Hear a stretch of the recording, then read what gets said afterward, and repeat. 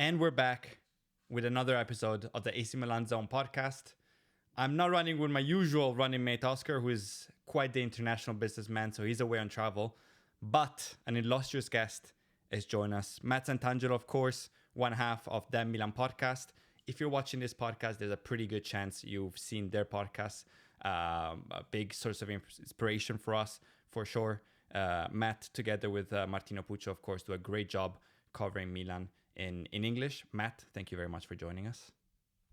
It's a pleasure. I know we had you on our podcast before, and that episode was really well received. So it's nice to be in your domain, your arena. And I'm looking forward to chatting with you and giving your fan base and audience something to be happy about as well. So let's dive straight into the meat and bones of the week. Milan go to Torino and, well, stay in San Siro, but face Torino and win 3-2. I thought this was the perfect microcosm, encapsulation of our season. We start slow and poorly. We risk, honestly, the first 15 minutes, we were low block. They were sort of bombarding us almost. They didn't put their chance away, which they did in the first game, and we know that almost cost us dearly. And then we ramp up specifically to start the second half and bring it home. Overall, in a couple minutes, 90 seconds, what did you make of this game as a whole? I thought this, to your point, was a microcosm of what Milan has been the entire season under Allegri. And really, we're starting to see how formulaic these Milan games are becoming, right? To your point, slow start, took us a bit to get settled into this match. We get a great goal from Pavlovic out of nothing, out of nowhere, and a very unlikely source. But, this is a guy that I guess is becoming a bit of a goal scorer for us, which is interesting.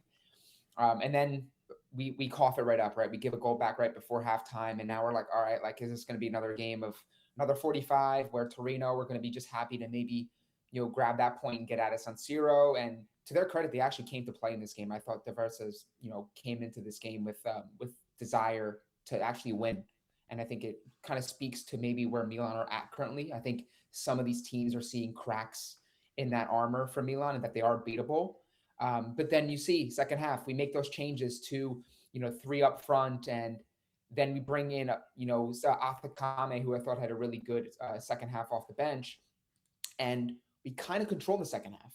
So it's always groans of starting slow and, okay, are we going to find a goal? And then everyone who calls for three up front, we finally get it. It works. We get 3 goals or 2 goals pretty quickly within the first 15 minutes or so of the second half. And it's like, why are they becoming so predictable when we kind of have an understanding and really the blueprint as to what maybe this Milan team should be playing as far as tactics, formation, personnel, and all that. But at this point of the season, I think most fans would agree we're kind of in one of those positions where it's like title feels like it's kind of like week to week. But at the end of the day, just cement the top 4 spot at the minimum and get results in any way, shape, or form. Absolutely. The last point especially is very interesting because, of course, I mean, Twitter, as we like to say on the show, Twitter is not a real place. But I started seeing the Excel memes, the 2XL, you see the Inter schedule and ours schedule and how we need to win them all.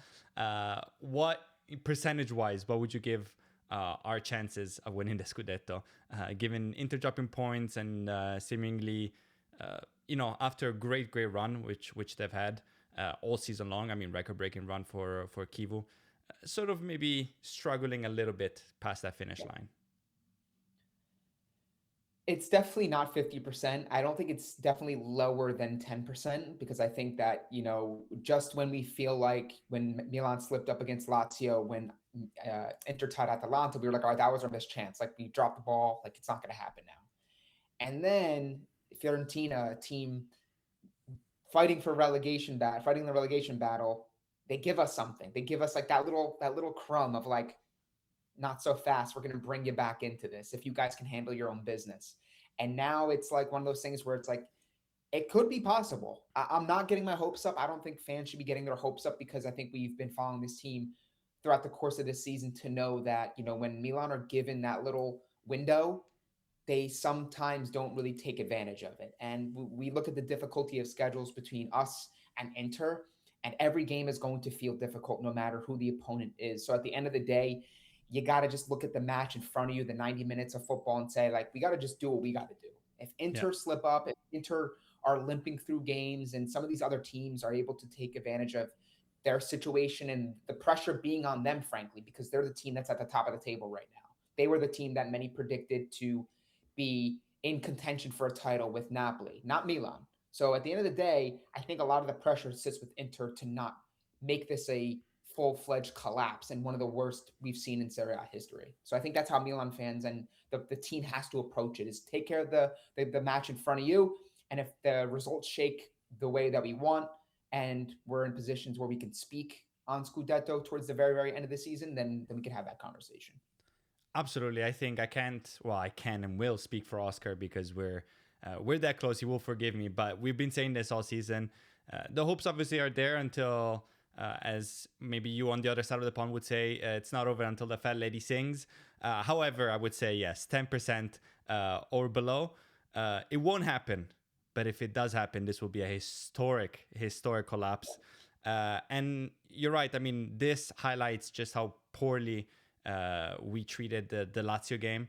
Imagine even getting 1 point, but getting those all 3 points, and then making up some more ground here. Inter doesn't have that many faults. We saw it this season. I mean, before the derby lost, their last loss was the previous derby. They've been absolutely demolishing small teams, which is how you win the Serie A. They have their problems with the big teams, of course, but they've been incredible. But their one big flaw is the mentality. We've been saying this a long time, and you start putting a little bit of pressure, and they're starting to look a little bit tired. And I think it's possible. But I think after the Lazio game, we're just too far, just too little, too late. And as you said, this is, to me, a very clear leftover of the stuff that happened last season, where you would go and beat Madrid at the Bernabeu and then come and lose to Cagliari. You would go and have great performances or win derbies or win the Supercoppa and then come back and lose against a relegation side. And this is the mentality aspect of football, which I think a lot of people don't talk about. Coming back to the Torino game, I think it's very interesting I want to know where you stand on Allegri, because some of it is clearly at this point planned, right? We have enough games under our belt with him in his second stint at Milan to say, okay, this is clearly how he approaches the game. He doesn't want us to go specifically hard in the first half, right? I saw, I don't remember the exact minute, but a clear point where they were attacking more and more. We finally get the ball back and we go for a counterattack. A couple passes, we try to get through, and then it gets blocked. And he tells our team on a counter to slow down, take it easy, right? Which is, to me, not how we would love to see play football. We finally have the chance to go forward after being put back by Torino, and want us to attack. For him, the first half is clear. Take care of the ball, move it slowly, just don't lose it, right? Don't concede goals. And then in the second half, know that we can come. We have the strength of some solid players that are better than most of the teams we're going to face in the league, and attack. So that's a little bit frustrating. That being said, I think it's not Allegri's fault and not his blueprint, the way we start games. We've seen it against Torino now. We've seen it against Lazio.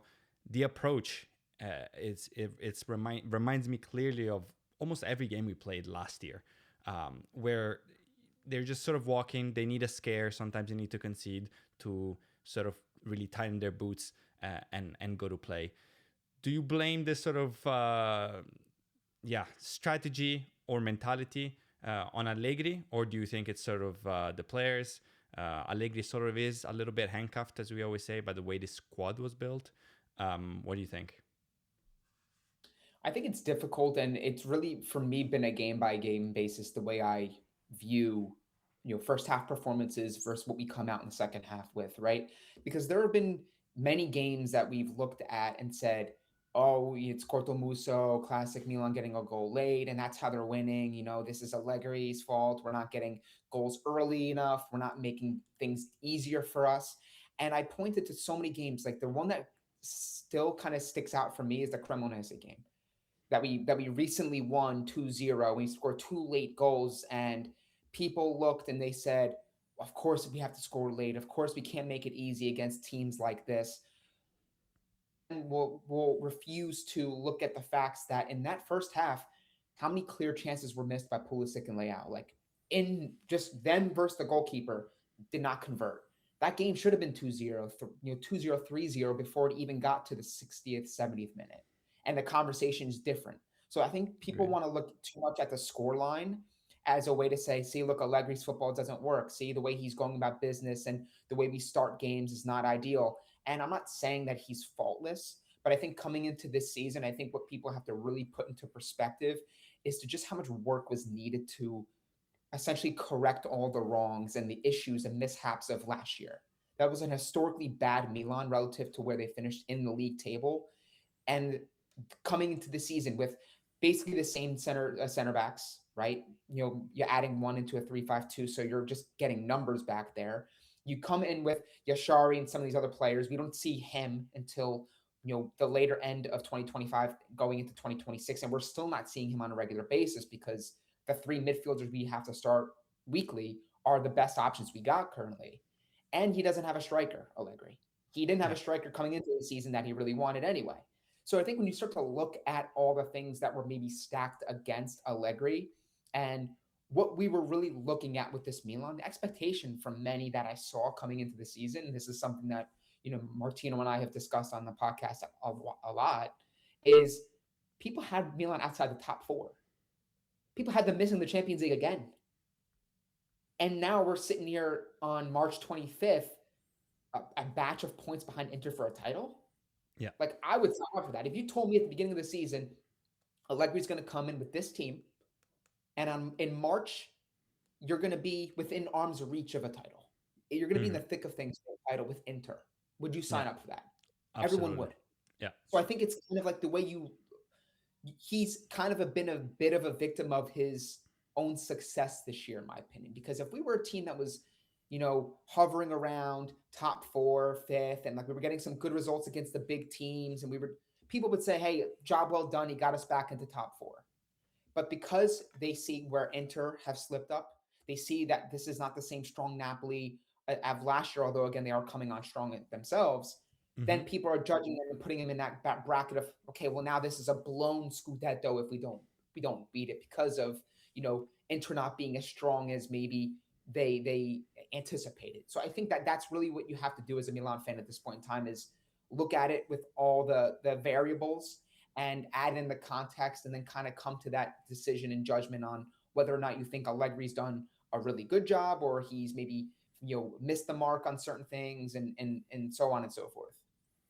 Yeah, agreed. You and I are very aligned on this, and I think Allegri is one of the most divisive figures in calcio, probably in all of football, and one of the worst, one of the few managers that gets the worst PR, I find, and I always enjoy having Allegri on my team.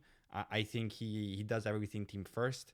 I've never seen him throw the club under the bus. He didn't do it at Juve when they had their very obvious frictions. Didn't do it this summer when I remember Tade coming in and say we're going to play 4-3 and we're going to have a real number 9. All of that fell through, obviously, probably not Tade and Allegri's decision. And throughout this whole period when we had the injuries and we had, Fulkrug coming in as the big savior, always saying, no, we have enough players. We have all the players we want. People make fun of obviously his answers in press conferences, but that's just him shielding. He doesn't answer because he doesn't want to give the press anything. So he will make jokes and he will tell you nothing and he will say football is simple, just put the ball in the back of the net and make sure it doesn't go in yours. But that's just him protecting the players, I think, in general. As you said, this is a team that finished 8th and now is 2nd. I think next year is really the bar. It's interesting because I think next year is where we want to see some development. We want to see some solutions. We're a very one-sided team. Once we struggle against a team, we rarely have a plan B or at least a plan B that works. Next year, giving some continuity, given that him and Tade get to do the mercato they want, I want to see that, a little bit of an evolution. Do I expect this out of Allegri? I'm not entirely sure. I'm not sure this is the manager that evolves through time. He hasn't done it so far. I'm not sure 2026, 2027 is the year of his evolution. But before we all criticize him, I want to see the same year that we had this year next year. Then I'll jump on board. Until then, we are here as far as I'm concerned. Not only because of Max Allegri, but mostly because of Max Allegri. And Stephanie, But I want to bring up this too real quick because mhm, this is something I've seen in more recent weeks as Milan, when they won the second derby of the season and they were kind of creeping up on Inter, but then we kind of slipped up and some of the other results mixed in throughout the season that have maybe prevented us from being first in the table now, is everyone was like, Allegri's got to go. The style of football won't work, won't do this, won't do that. And then my question that I always pose, and I'm very open-minded when it comes to certain things like this, like I don't love everything about Allegri, but I've seen this club suffer enough and not win enough to want someone that gives me results. And Allegri's gotten results this year. And the question yeah, I usually ask to Allegri detractors and people that call for his job is, okay, fine, like calmly, okay, so who would you recommend as the replacement? And I've seen people say that Jeremy, will play this type of football. But do you see the man management and the concerns and flaws that he has when it comes to that side of the game? It's different to do it at Marseille. It's different to do it at Sassuolo and some of these other teams. Now, when you're coming into a team like if he was to come in at Milan and play that style of football, he doesn't always get along with players. He has a real struggle when it comes to defending. This is a team that just finished eighth. This is the same defense we had last year. So I really want to encourage people who deny Allegri as the coach to go forward with. I ask you the question, and you don't have to give me an answer here, of course, Stefano, but like, if not Allegri, then who? Give me a realistic option. Don't start throwing out Pep don't start giving me guys that are getting a ton of money in the Premier League and they got these crazy jobs. Jurgen Klopp, yeah, don't tell me that. That's all I'm going to say. I think that while Allegri has his faults, he absolutely does. At the end of the day, as a Milan fan, what are you concerned with the most? Are you concerned with the style and it being champagne football, or do you really want results? Do you want to win trophies? Is that the goal here? And I'll leave it at that. yeah. No, I agreed, and I think this has been an issue for us anyway. I remember we had the chance to move on from Pioli, and it was not breaking news. We knew it for months, and this is where you put a plan in motion, and you have some vision and you have a strategy. That strategy can go wrong. This is football, of course.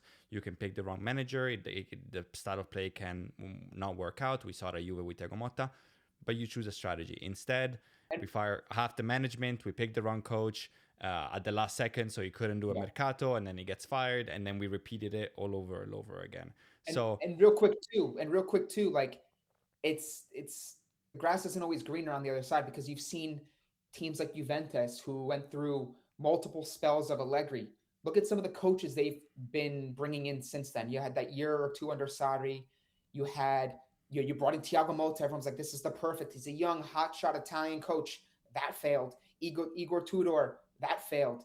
They bring in Spalletti and he's gotten some results, but even he's struggled. So it's yeah, like, again, there's really not a large pool of coaches that people can point to and say, oh, yeah, this guy gives me the brand of football I want. It's very modern. It's very progressive. He's able to handle the media. He's able to handle the changing room. Oh, yeah, and he's won trophies before. yeah. So you got to tell me as a fan what you truly want from a Milan coach going forward. Yeah, no, totally agree. For now, he's my man. He's our man. We'll Yeah. see. Again, do I have my concerns and worries about next year? I think so, but so far this year, and again, all this fact there been games this year where we've been pretty toothless and played badly. Absolutely. Yeah. That being said, Mhm. the whole Cortomuso thing, there have been games where we won late or we won by one, where we should have demolished other teams. Yeah. The first Roma game, people are saying, "Oh, but it was close and the penalties." Yeah, but Fofana missed a sitter. How many goals have Pulisic missed? The penalty against Juve. There should have been. We look at XG. Everyone loves XG. I personally don't, but for a team that's so toothless, we're third in XG created, Inter, Juve, and then us. And then everyone talks about Como is champagne football, Gasperini is a genius. We are where we are for a reason. Yeah. But let's get back into the game to sort of break it down. We like to talk about maybe some of the best and worst performers. We'll start with the best. You can pick a name, you can pick a couple. Who impressed you the most? I think Fofana. And the reason why I say Fofana is because I think that he's been constantly the punching bag for many Milan fans. And some of it's warranted for sure. He's had some pretty bad performances this year. You know, when you look at who's alongside him and you look at how they've excelled in Modric and Rabiot, and off the back of that interview coming out where he was talking about his role within this team and how it's been somewhat maybe of a detriment to his status with the French national team for the World Cup, the last thing he had to do was come out and put out like a shocking performance where it was like, hey, like you say all those things, and now all of a sudden when it comes time to produce on the pitch, you're putting in this performance. I thought he was pretty good and, dare I say, strong in this Torino game. And I think that's exactly the performance I think fans expected when we brought in Fofana from Monaco a couple summers ago, right? A player that tireless work rate, big physical, great athlete. Where sometimes he lets us all down is when he has that decision making in the final third. He takes an errant shot, and people say you did all the hard work, and then the shot or the pass you failed to convert. And in this game, when we made the switches that we did in the second half, formation wise, and we brought in Atakame, then you see Fofana gets to the edge of the box, takes his chance perfectly.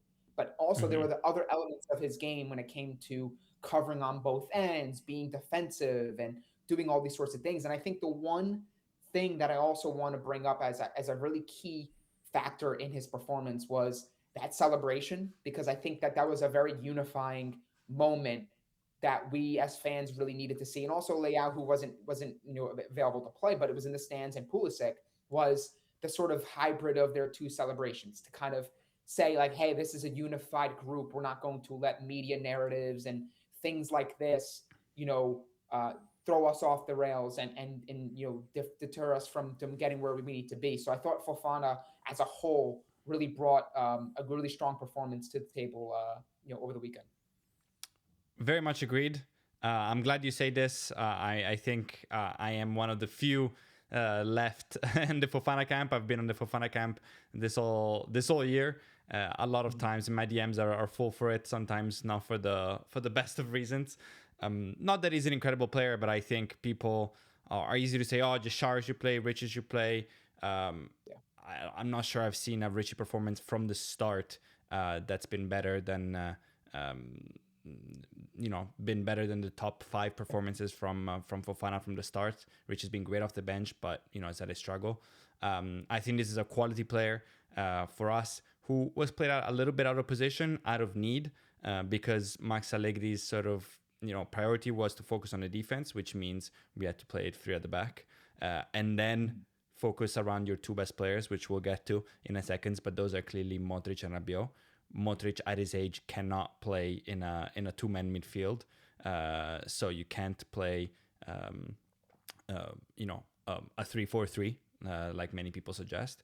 And so you try to then fit the puzzle around that. He was hoping, this is why Allegri came out at the beginning of the season and says, yeah, I'm expecting 15 goals from Loftus-Cheek and Fofana, because they were going to do the hard work of making sure Modric space to cover when we don't have the ball isn't so large, and it's been working out great. Modric is leading the league in interception, I think, or definitely towards the top. And then be that false sort of striker that we don't have when we go forward, and then be a target man that we don't have. Is this Fofana role? Absolutely not. I think a development for next year would be interesting. Fofana, to me, would fit perfectly to be the sub to Rabiot in an ideal world. A little bit more back, a little bit more defensive, and a sub of Rabiot, which we know we don't have at the moment, and we struggle a lot when he's not there.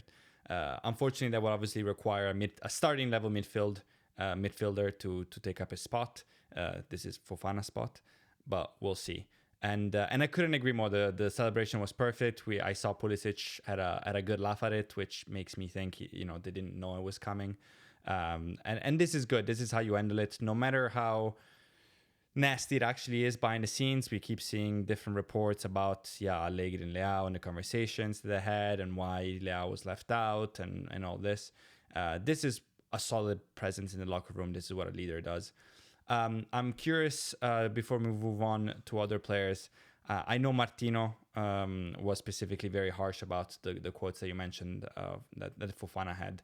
Um, did you react as strongly and as negatively, or was it a little bit more smoke than meat, as we say in Italian, for you? I think it was more more smoke than meat for sure. I think you look. I think that it's you want some honesty, and I think when you see players get interviewed for articles, magazines like these, I think like you kind of get the same cookie cutter, plain, generic comments, and it's like, all right, this doesn't really add anything to it. I liked how honest he was, and I Mm-hmm. didn't think he meant anything towards Allegri. I didn't think he meant Agreed. anything, in that, well, Allegri's got me playing here. If it wasn't for him and the role that he's put me in, I would be making the World Cup. I don't think it was because of that, because I think if you look at the quotes in totality, I think that he does take ownership, and he's like, hey, like at the end of the day, like I got to go and produce, I got to do certain things, and this is what my job is. And I think in the long run, I think the first 2 seasons he's had at Milan, I think are going to make him a better player, because year one was brutal. I mean, he was alongside Tijani Reinders in a double pivot, not his ideal formation at all. Multiple coaches, a very difficult year for the team as a group. This year, Allegri asked him to do something different this year, different formation. He's playing alongside very experienced players, and Rabia, of course, who he shared a lot of international duty with as well. And you're starting to kind of see him piece it together and have that sort of carved out role for himself. And I Mm-hmm. always say this too, for those that have their criticisms of Fofana, because I truthfully do, and most of it comes down to, again, decision making in the final third. But we see and clip all the shots and everything like that, and some of them are very bad. I will say that, but I Absolutely. think there's a reason why. There's a reason why, guys. March 25th, going towards the back end of the season, the business end, he keeps bringing Fofana in there. He keeps starting Fofana in that midfield. You have the 35 to 40 million signing on the bench, and Yashari, who's ready to go. He ain't getting minutes over him. Ricci, he keeps coming off the bench. Even when Ruben Loftus-Cheek, who was getting the minutes in the midfield? Ruben Loftus-Cheek was like, all right, I guess I'm playing as a forward. I ain't getting those minutes in the midfield. It says a lot about Fofana and how valuable he's become to Max Allegri, that he continues to start in that midfield three. Yeah, couldn't agree more. We have usually with Oscar, when we do this with Oscar, a recurring segment called highly underrated player. This is a joke because I often describe almost all Milan players as highly underrated. And I haven't kept account of how many votes I got in this season, but Fofana usually wins that for me. And a player that, since he's joined Milan, no one has gotten more assists. He's tied with Leao. In the whole team. Of course, we've had a lot of rotation, but still says a lot. And a player that this season should have had not only, of course, the chance missed, but probably a couple more goals, but definitely a couple more assists. I mean, a few of those Pulisic misses that we were referencing earlier were of absolute beauties, especially in this last stretch of maybe 5 games. I can count each game 1 or 2 times, some absolute dimes, and that Fofana had, and times where he just put a goal on a Derby. platter. Look at that pass. Absolutely. Like, I get it. He's not a perfect player. I'm not Oh, by saying far that, because not. Yeah. people come out with the pitchforks in the comments, because they do it on our podcast too. It's fine. You can disagree. That's totally fine. But it's like, I feel like he's one of those players that he'll do most things right, but man, everyone's really circling in red, like, but look at the missed chance he made. It's like, what about Yeah. the fantastic assist in a derby? Like, Yeah. does that have any meaning? Does that have any weight? So Yeah. it's like, I try to really judge player performances and players that way, versus being like, oh, this guy stinks, he's this, based off like a narrative, and trying to feed into a narrative that many people have, because I feel like, one, it's not healthy. A lot of these players do read the comments. And I Yeah. think if you're going to judge performance or criticize a player, it's totally fair, but do it very honestly, and do it without like that malicious intent behind it. And I think that's kind of where a lot of people really struggle to, objectively view games and view players. Yeah, couldn't agree more. Again, Twitter is not a real place, but it's also a lot of people that sometimes are not even watching the football games and they just go off the Twitter clips and Yeah. yeah, you clip Yep. when he skies a shot, and he definitely has this season. And it's like, yeah, okay, but he missed a couple chances, but those are chances that he created. And we've had plenty of games without him where those chances aren't created to begin with. So to miss chances, you gotta create them first. So very glad you brought him up. If I can bring up the next name myself, it has to go, of course, to Puskas goal award nominee, I would say. And that's Rahinha's Pavlovic absolute rocket. A little bit, definitely out of nowhere in terms of how the goal came about, but not so random. I'm working on a breakdown, which if work allows me, I will post tomorrow. You see him do this sort of long shots a lot in the warm-ups to games. This is a player with more quality than he looks. Of course, he's a big, rugged Eastern European defender. Buzz cut, mean look. So people, like to see maybe a Yap Stam, if I can do a comparison. But this is a player that got really close to scoring a free kick this season in the Coppa Italia, and he hits an absolute screamer. And in today's football, more than ever, the players are really, their lives are changed by the manager, and I feel like this is the case for Strahinja Pavlovic this year. A player that last year we thought, hey, if we can just get rid of him and lose a little bit of money or maybe break even, we will take it. This is a player that cannot defend for the back, which maybe is still the case. He's prone to too many mistakes. He's not good on the ball. What have we done? And this year, he looks like perhaps the best Braccetto in the league, especially with how Bastoni has dipped a little bit this year. If he's not number one in the league, he's number two. He's been very solid at the back, and it's become a goal scorer for us, as you said. And that goal was just an absolute thing of beauty. What do you make of his growth and his game?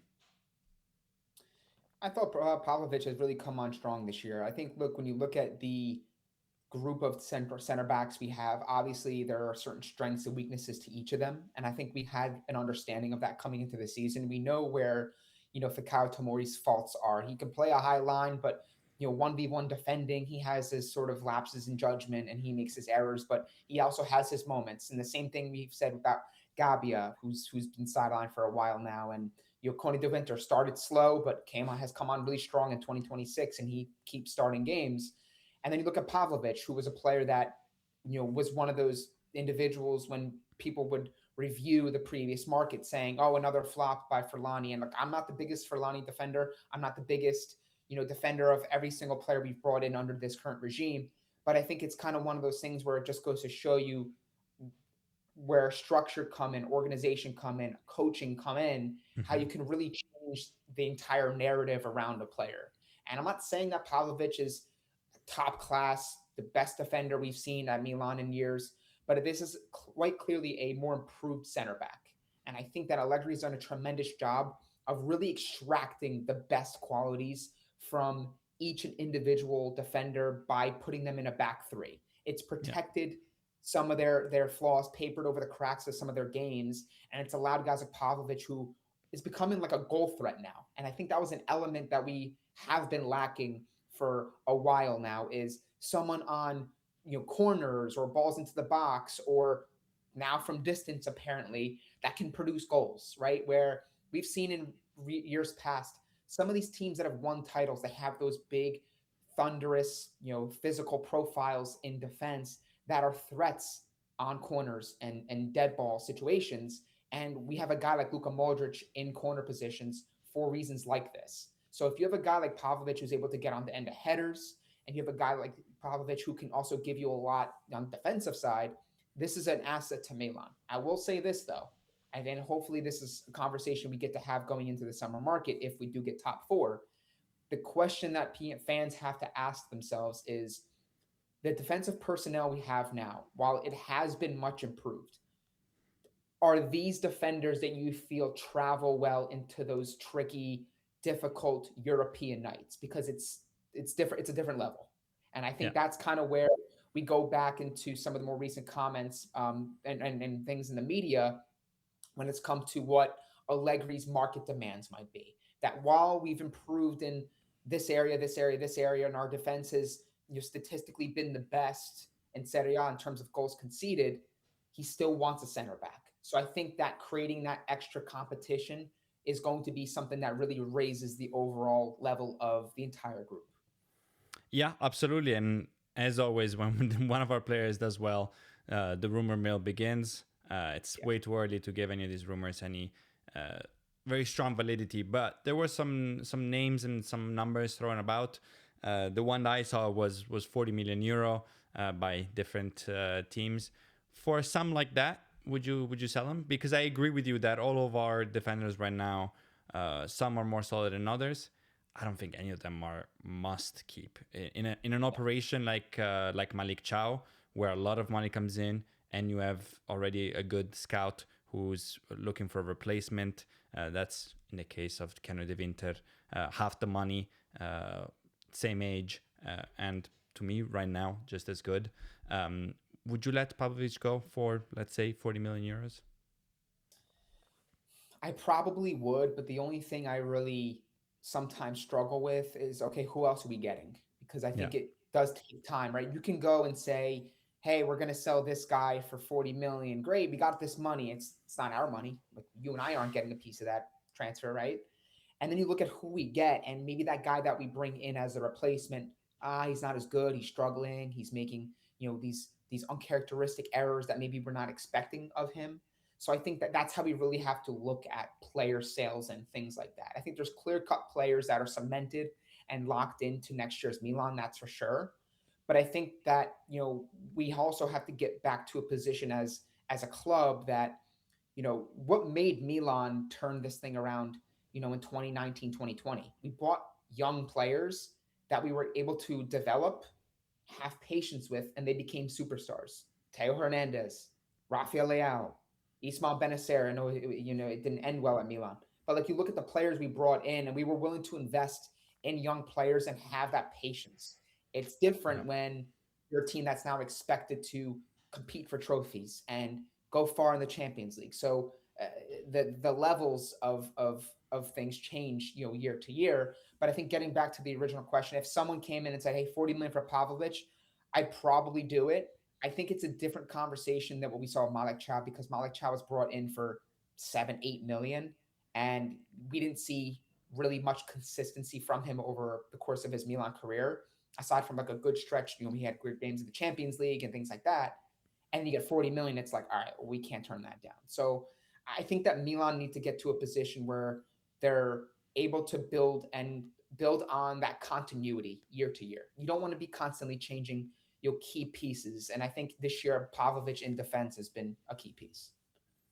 Agreed. Very interesting to see what happens this summer. Also because I don't know if Allegri will want to go through a 4-3-3.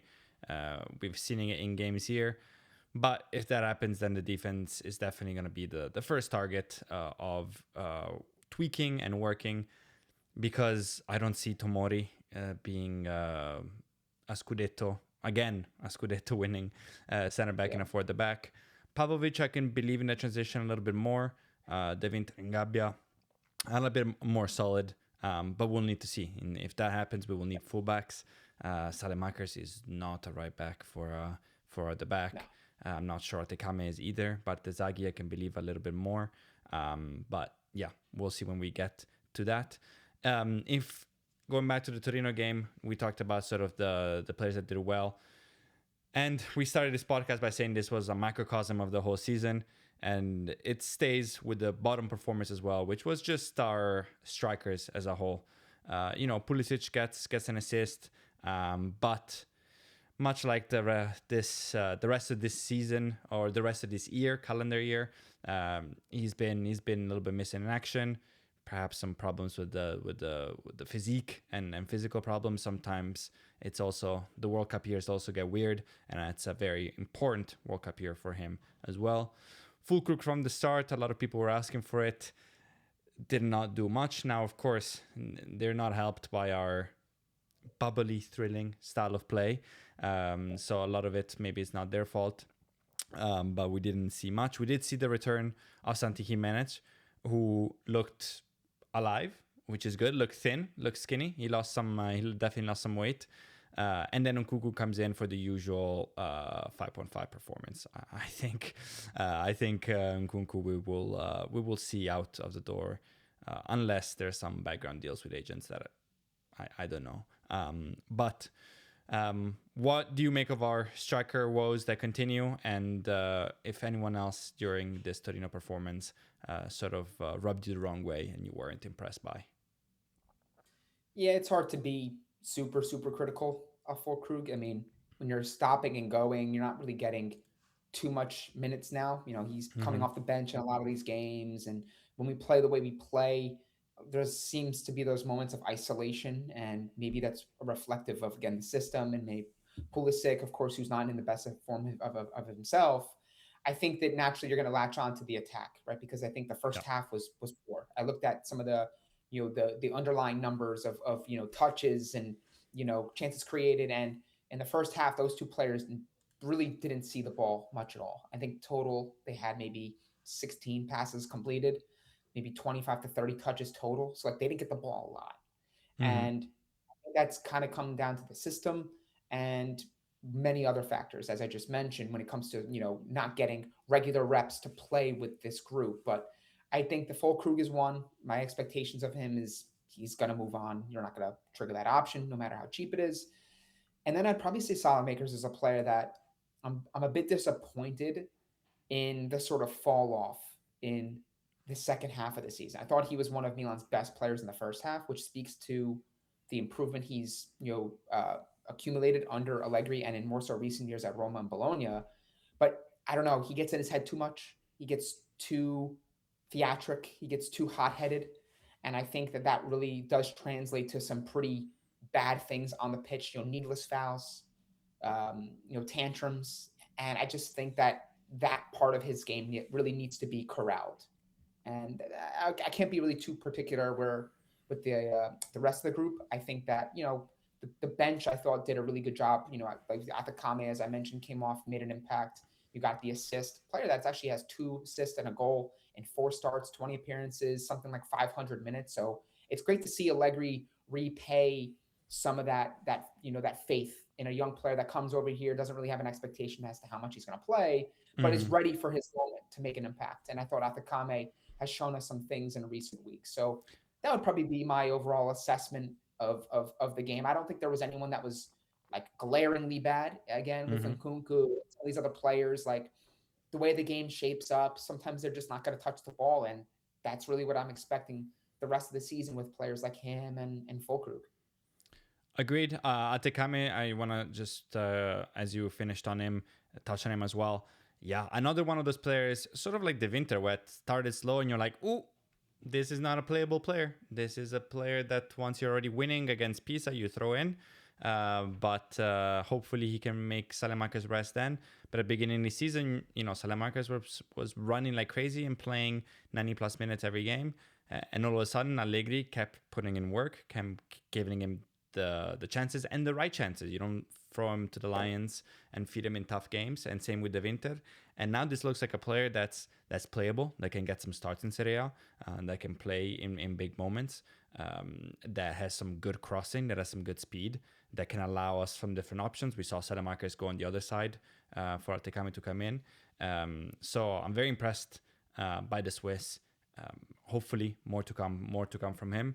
And I For think the with rest, that Atakame too, just to add on to it real quick, Stefano, is absolutely. when you watch young players, especially ones that come into a new team, new environment, are playing that sort of second fiddle backup role where they're not playing that much. Again, we're not in European competition this year, so we're seeing more or less the same 11 being trotted out every single week.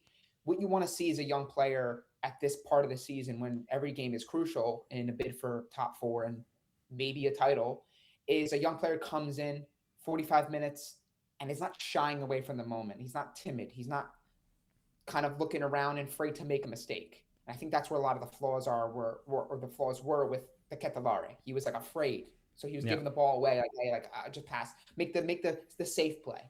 When Yeah. you see Atekame come in, he's like immediately running to certain players and he's kind of like giving instructions as he got from the coaches and things like that. But then he's also making runs, getting on the ball, not afraid to whip in those dangerous crosses. That's what you want to see from a young player. And I think if Milan can get in those positions the rest of the season, where they can continue to sprinkle him in. Same thing with Odogu. We saw Odogu a very bit in this match, but with the injury to Gabia, like you're going to need Odogu probably down the stretch in some of these games if you do get another injury to the center defense. So these guys have to be ready. And I think Allegri's done a really good job of easing them in, to your point, picking selectively those moments to say, hey, like, give me 20 minutes. Let me see what you got.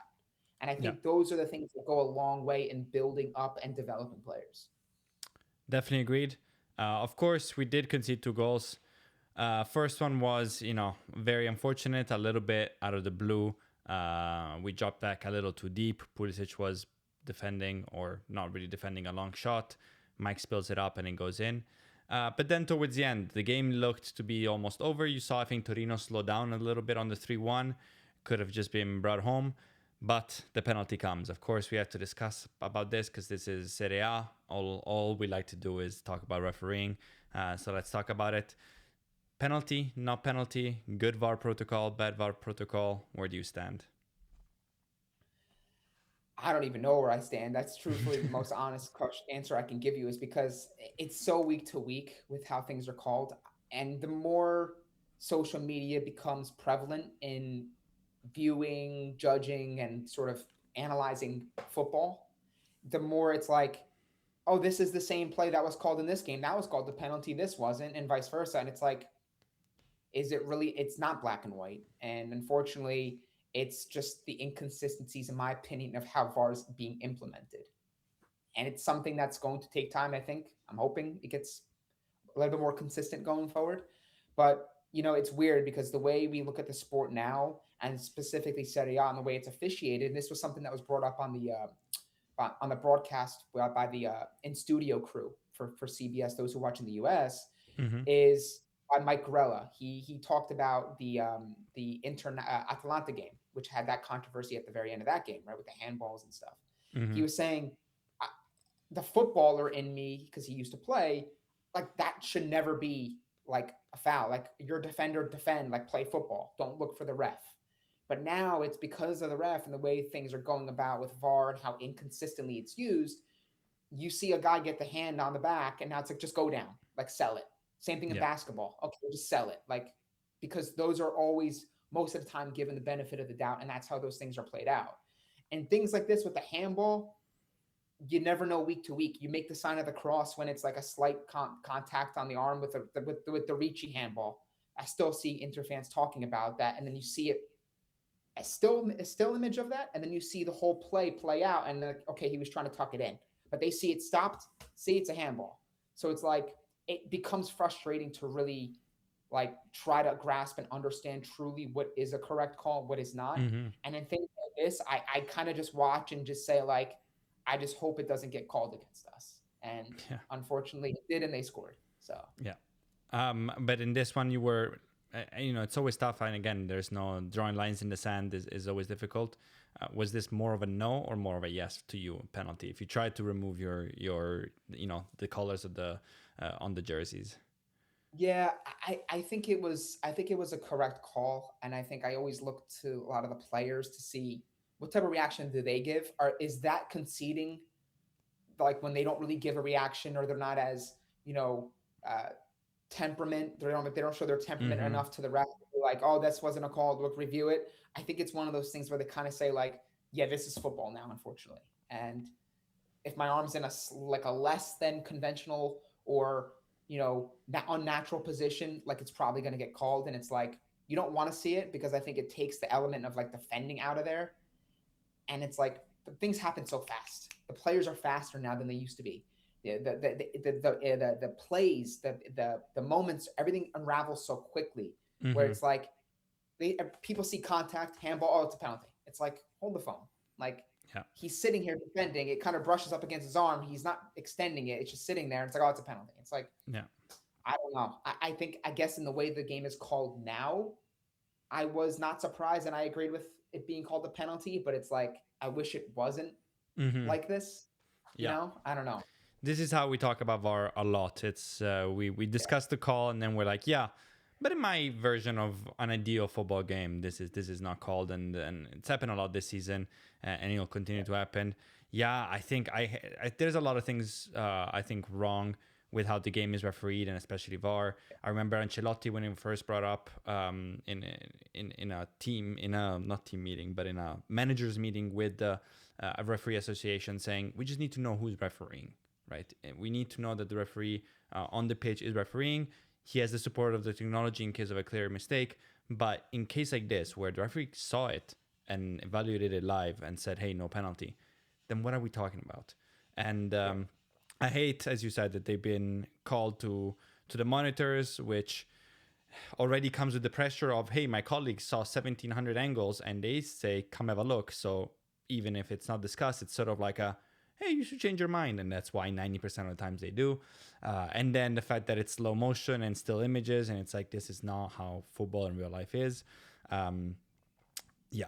And on top of all that, to me, we should start moving to, a version of football that, requires murder to happen in the box for a penalty to be called. I think the issue with all these minor calls, and we're looking at everything, is then it leads to this situations where the penalty gets called because the player gets a touch here, which means he can hold his face and just lay down and hope they look at it. And it's like, call less calls. I promise you, as a Milan fan, but I'm positive that 90% of football fans will be way less angry if there is 5 calls that should have been given to them, fouls throughout a game, that don't, but we just see a much more fluid game instead of whatever we have now. And we know that Italian football is particularly bad with this. We see it in the Champions League all the time. We used to see it last year with us, but I saw it this year with other Italian teams, where we just stop and look at the referee and the play goes on because it's Europe and the whistles are a little bit more scarce. And we concede chances or concede goals. Stop whistling as many fouls, stop looking at so much stuff, let the play go on, and you'll see that players stay down a little bit less. I'd rather miss a foul call than have 700 little fouls throughout the game. But we'll see. Even too, I think towards the end of the game on the weekend, I don't know if you caught this too, and like I looked at it and I got like visibly like mad. Like if you were someone watching the game with me, you would look at how pissed I got. Was when there was another ball into the box for Torino when it was 3-2 and they were trying to get an equalizer. A ball goes into the box, it kind of like bounces around, and what do you have? 5-6 Torino players going, like, it's like every single time, like you really hold your breath at the very end of these games, because you can play, in my view, it wasn't a spotless game by Milan, but you can play a clean game where you're like 2-0 up and it's like they score a goal, okay, fine. You're like, they might blow this. Like, ball into the box, fluky, VAR comes in, and now the game's 2-2, and it's like, that's it. Like, just like that, like, it's being decided by VAR and officiating. So I think that as with Serie A, they have to be very careful, because the way fans are viewing the brand of football on a week-to-week basis is they're not even hoping or like praying for great football and theater and a spectacle. They're praying, I just hope it's not marred by horrible officiating and a horrible VAR decision. And that's a really sad thing for not just Serie A, but a lot of these leagues in general. It's like, okay, what shit show is going to happen today with the officiating that we're going to be talking about at the very end? Yeah, and it ruins the sport, because again, then half of Twitter is not even talking about the game. It's the Milan fans clipping anything that happened during Inter so they can say Marotta League and the other way around. And it's like, stop all of this. Stop the complaining. There's all the preventative complaining that happens in this league. Spalletti's a master. Gasperini's a master. Conte is the king of all kings, where, I just go and complain at the end of the game. So I send a signal for the next one, so that I can kind of say, hey, next 50-50 call I get. Start calling way less fouls. Start finding everyone who speaks about the referee. I don't care what they say. Immediate fine, automatic fine. And sometimes they've been right. They're right to complain because the referees have made, especially this year, a ton of mistakes. But just set up a system to move forward. But nevertheless, we're running a little bit long. Of course, next game, as I pull it up on the screen, is quite big. We're going to Naples against Napoli, who's in form. It is impossible to analyze or break down or predict. We have the international break. We'll see who comes back. For us, the international breaks are never too lucky. We'll see how they come back. Some of these players face pretty important games in terms of their World Cup future, which can, of course, impact morale. But maybe in just 90 seconds, 2 minutes, give me an overview. Who do you see as favorite? I saw a lot of people saying, this is our chance. I think they come in as clear favorites given their form. What do you think? Now, are you saying Napoli as favorites? I think so, yeah. Yeah, I would agree too. I think this is also a different Milan team than we saw in the first fixture. I will say, every time we tend to doubt Milan in some of these big games, though, they kind of pull it out and win. I mean, True. I think how many people were looking at the derby and saying, "Oh, surely they're not going to sweep Inter, right? Like, surely something's got to give. They're gonna eventually they're gonna lose one, or maybe they'll tie Inter. It's not going to be another domination." And it's like they didn't dominate the game, but they won. And I look at games like this, and I'm thinking, like, okay, Napoli are in really good form. I respect their group. I respect their coach. They are coming into this game maybe thinking, hey, we can actually kind of get involved in this title race. Maybe not, win it, but we can maybe kind of throw our hat in there. Say, hey, maybe don't forget about Napoli in this title charge. And I think a win would go a really long way, because I think, if I'm correct, Inter have a very difficult game as well. I think it's Roma, right? Let me check. I've been I'm too pretty Italy sure focused. Inter I have think Roma it and might be right. Napoli have us. So if Napoli were to somehow get a win here, and that game goes into another draw, Yeah. now Napoli's in the conversation thinking, hey, like, we got a really big 2 points on Inter. Like, we also have a game, I think I'm correct, against them. They can make this difficult. So yeah, Inter is playing Roma in Milan, and that will be interesting because it's two teams that can't win the big games. So what gives in this game? But no, I think it's a very clear look. Obviously, as I said, it's tough to tell how we'll approach it. Will Leao be back? We don't know. He didn't go to Portugal. There's the whole every day new quote about what happened with him on Allegri. I don't know what to think or what to believe. That obviously impacts our game plan a lot. But you're right. If the criticism of us this year is that every time we have a chance to, have an easier game, an easier stretch of games, and say, okay, we can really put some points here. We kind of drop the ball against the small teams. The same is true, but opposite for the big teams. How many times have we gone into these big games, both against Inter, the first one against Napoli, the Roma ones, the Juve one, and said, hey, it's not looking good for us. Their manager is better, or the team is better, their form is better, but Max does what Max does. So I do think they are a favorite on paper, but I think this will be an open and interesting game. I'm sure Conte will have several devious plans to throw our way. It's tough to say. Also, who plays? Do you think Leao does come back and get a starting spot? And if he does, is it with Pulisic, or is there some changes there? I don't know. I'm struggling, because I'm seeing reports that they say, like, if Leao can't go, it's going to be Pulisic or Nkunku, and I think Leao is going to come back, hopefully a little bit more recharged, rested, and healthier, and a little bit more like the Leao we've come to know in more recent seasons. I think that if you're Allegri, you can't bench him.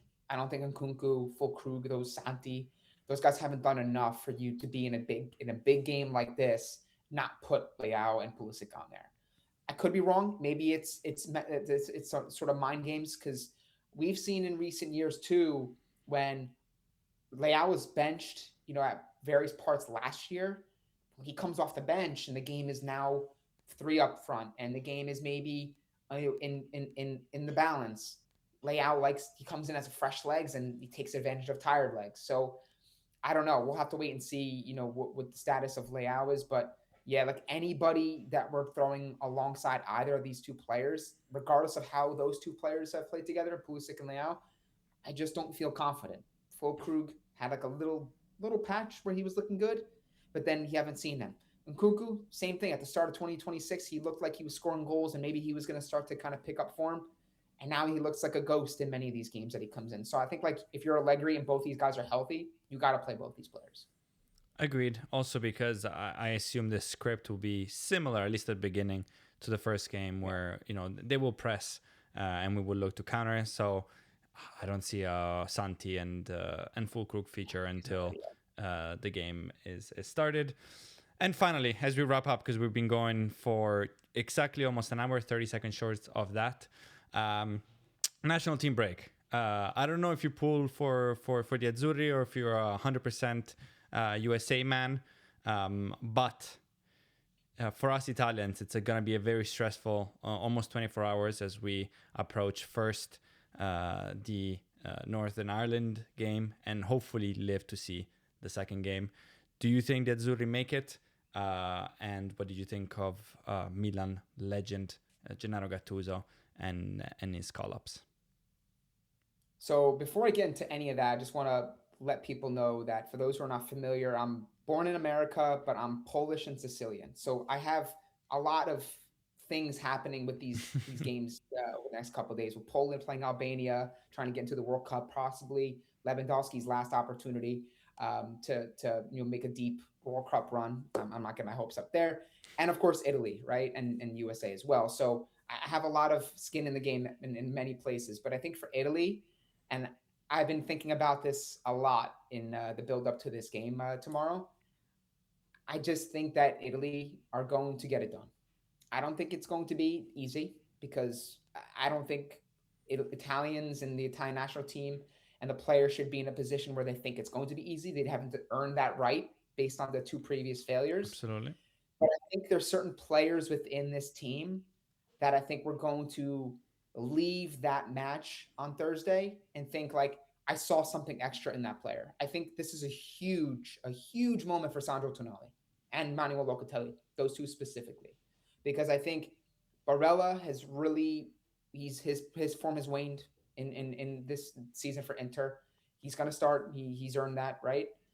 Manuel Locatelli, I've been seeing a lot of rave reviews by not just people in Serie A, but people who've watched Juventus outside, and they've been really impressed with him. And Sandro Tonali, this is a player that is subject to many transfer news linking him to bigger clubs in the Premier League. I think this is a huge moment for those two players to make sure that this Italy doesn't have another failure and gets into the World Cup. And I think as a group, I think that Gattuso is going to be able to galvanize behind that common goal. And I think they're going to get it done. They're going to get over the hump. It's not going to be easy. It's not going to be glamorous, but I think they'll get the job done and they'll qualify. Man, I sure hope so. Some very interesting points. I totally agree. I think this is a team that has always lacked leaders, and that starts from the Interblock. Of course, I think poorly of them because they're Inter players and I'm a Milan fan. But you've seen them for a club, you've seen them for a country. I can't count the amount of times that Bastoni has shed the bed, pardon my French, when the going gets tough. I can't count the many times I've seen DeMarco be the best player in the world against Sassuolo and then absolutely disappear or be terrible defensively with the Azzurri shirt. Barella, we haven't we've talked enough about. I think his own fans are turning on him, so I don't want to pile up because he is a very good player. All three of those are excellent World Cup players, world class players, but not the leadership. Our best player is definitely in goal, and Gigi Donnarumma, who's not exactly his best quality is in leadership. I think we've seen him struggle many times mentally. He is, according to me, still perhaps the best goalkeeper on earth. So that makes you feel a little bit safe. But if I'm looking for leaders, I'm looking for Tonali, you're right, who's probably the next best player. I'm looking for even a Calafiori who has that experience at Arsenal. And then I think another key player too is sorry to cut you off. No, go for it. I think it could be a real big opportunity for Moise Kean too. A real big opportunity for him. That's what scares me.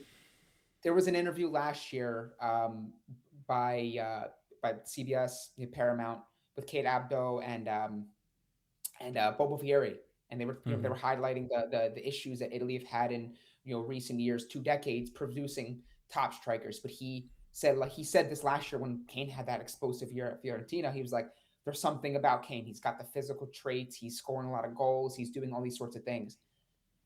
I think there are so many variables within this Italy team that there's an opportunity for many to be heroes and to really be, considered top players. I think if you have a good performance by Moise Kean, let's say he gets a goal and Italy win this game 1-0, people are going to be like, Moise Kean, like you're going to see all the links to Milan and all these other clubs, right? Hopefully, I'll take him. Tonali, same thing. I think there's room for several players within this team to step up and be a hero and be leaders. And I think that's exactly what Italy need at this moment in time is, hey, who's going to step up? Who's going to make sure we don't repeat the two failures of the previous World Cup qualifying cycles? And I think that's kind of where my head is at with this Italy.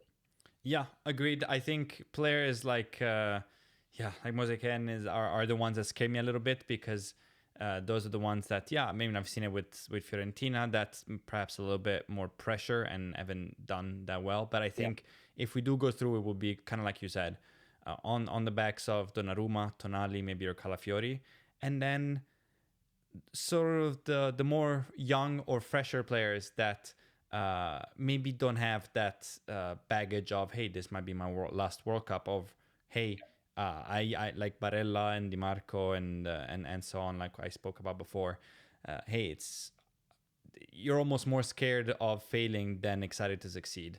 So I'm looking at players, and to prove that I'm not just anti-Inter, even like Pio Esposito, young, upcoming, willing to work, who's there and is more excited to bring Italy to the World Cup, to get on the end of that ball and put the ball in the back of the net, rather than, oh, do I make the mistake now, and be more scared. I think this is our key to success. We have a few of those. I expect Palestra to start. I'm hoping he also has that sort of excitement in showing off. We have, I think, Pio I don't know if he's gonna start, but he's definitely on got a shot for it next to Moseken. We'll see in midfield what happens, but yes, hopefully next time we talk, Matt, we're getting ready for an exciting World Cup in your home country, of course. But we'll see what brings tomorrow. For now, I have to thank you for filling in the very big shoes of Oscar and coming to have a chat with us. Of course, all of Matt's info are down in the description. Go check him out. He's also obviously does a great job on the podcast with Martino, that Milan podcast, also linked down below. But go check out his Twitter and Instagram, personal Instagram page. He's been doing a lot more consistent and great work, posting different videos, breakdowns, some highlights. So please check him out and let him know we sent you. Matt, as always, we like to close out by saying thank you to our guest and Forza Milan. Forza Milan.